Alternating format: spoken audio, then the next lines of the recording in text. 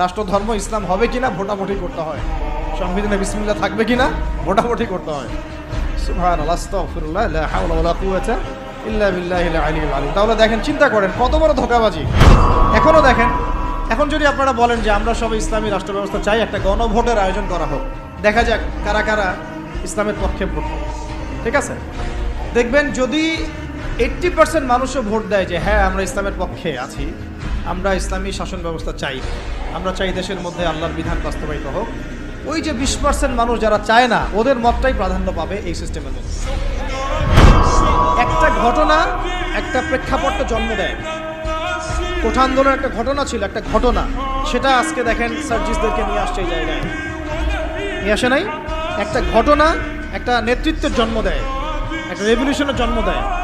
শাপলা চত্বর ছিল একটা ঘটনা যেটা পারত বাংলাদেশের রাষ্ট্র ক্ষমতা ইসলামকে নিতে, কিন্তু কেন জানি আমরা পারি নাই।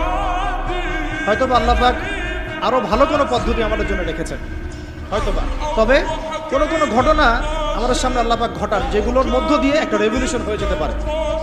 যদি ভাইদেরকে নির্মমভাবে তারা এভাবে গুলি না করতো, তাহলে তারাও কিন্তু এভাবে সহিংস হতো, আজকে এরাও কিন্তু দেশ থেকে পালাতো না।